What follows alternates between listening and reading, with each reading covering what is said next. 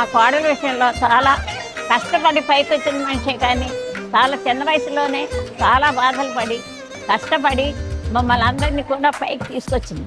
కాబట్టి ఆవిడని ఆరోగ్య ఐశ్వర్యాలతోటి మనవలతోటి మునిమనలతోటి సుఖంగా తన జీవిత శేషాన్నంతటి శుభ్రంగా కాలక్షేపం చేయాలని ఆ పరమ దేవుని ప్రార్థిస్తుంది.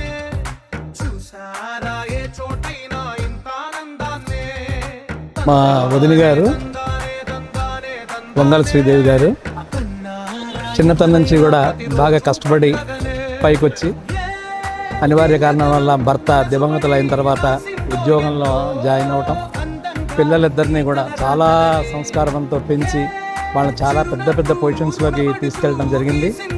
ఫ్యామిలీ కోసం, ఫ్యామిలీ మెంబర్స్ అందరి కోసం, మా అందరి కోసం కూడా ఆవిడ పిల్లలు కూడా ఈ రోజుకి కూడా ఇదవుతూనే ఉన్నారు.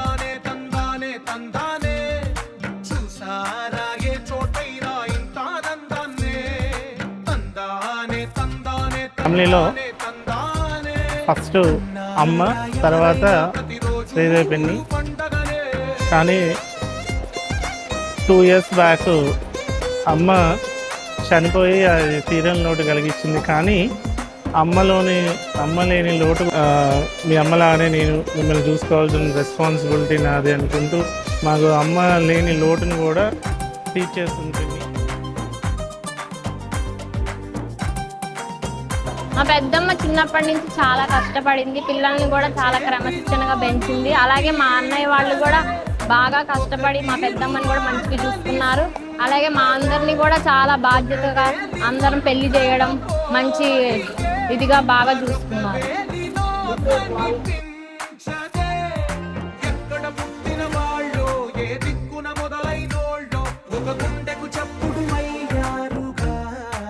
కూడా మా పిన్ని మాతో చాలా బాగా ఉంటుంది. మేమందరం కూడా చాలా కలుపుకోలుగా ఉంటాము. మా అన్నయ్య వాళ్ళు, తమ్ముడు కూడా మేమందరం కూడా చిన్నప్పటి నుంచి కలిసిమెలిసి పెరిగాము. మా అమ్మ తర్వాత మా పిన్ని కూడా మమ్మల్ని చాలా బాగా ఆదరిస్తుంది.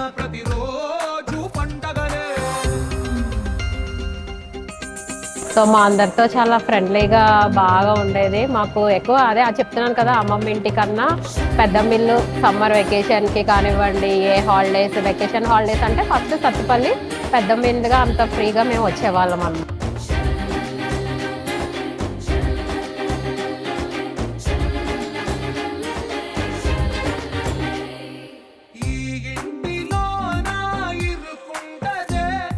ఒక విధంగా చెప్పాలంటే ఆ ఇంటికి కోడలుగా కాకుండా కూతురులాగా ఉంది ఆవిడ. మా అమ్మాయి వారింట్లోనే డెలివరీ అయింది.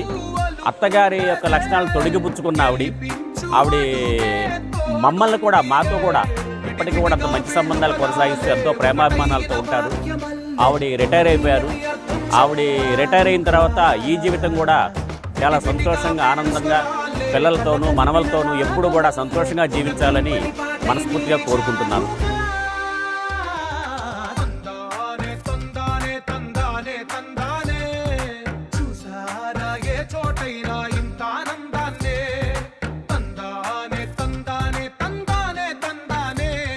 గారు 1998లో ఒక హెచ్జిఎస్ఓగా లైఫ్ స్టార్ట్ చేసి ఇప్పుడు సీనియర్ అసిస్టెంట్గా రిటైర్ అవుతున్నారు.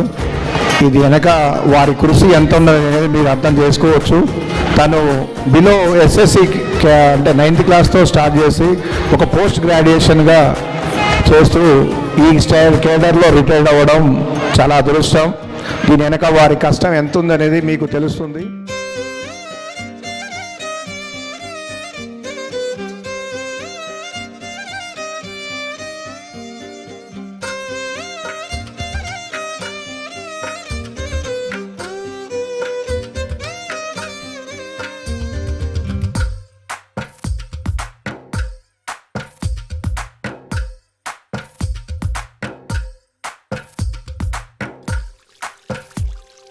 తందానే తందానే తందానే తందానే చూసారా ఏ చోటైనా ఇంత ఆనందాన్నే తందానే తందానే తందానే తందానే కన్నారా ఎవరైనా ప్రతిరోజు పండగనే ఏ తీయదనం మనసు పడి రాసిందో ఎంతో అందంగా పరంగా కానీ అందరికీ సహాయం చేసే హెల్పింగ్ నేచర్ ఆవిడకి చాలా బాగా ఉంది.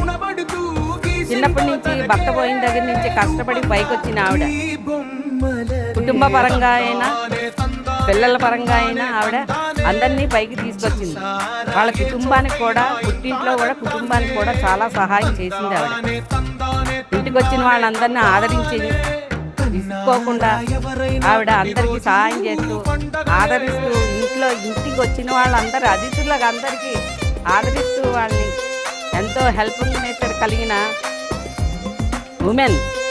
శ్రీదేవి ఆడపడుచుని నా 11 ఏళ్ళప్పుడు తను మా ఇంటికి వచ్చింది. మా అమ్మ తర్వాత అమ్మ ఎవరు వచ్చినా ఆదరించడంలో మాత్రం అమ్మే. అటు చుట్టాలనవని ఫ్రెండ్స్నవని చాలా చక్కగా ఆదరించేది. కొన్ని బాధ్యతలు అన్నయ్య పోవడంతో ఉద్యోగం అనే బాధ్యతలోకి వెళ్ళి పిల్లల్ని బాగా చూసుకుంది. ఆనందంగా రిటైర్ అవుతుంది. ఆ ఆనందం కలకాలం ఉంది. హ్యాపీగా పిల్లలతో సంతోషంగా ఉండాలని ఆ భగవంతుడు ఆ ఆనందాన్ని తనకి ఇవ్వాలని కోరుకుంటుంది.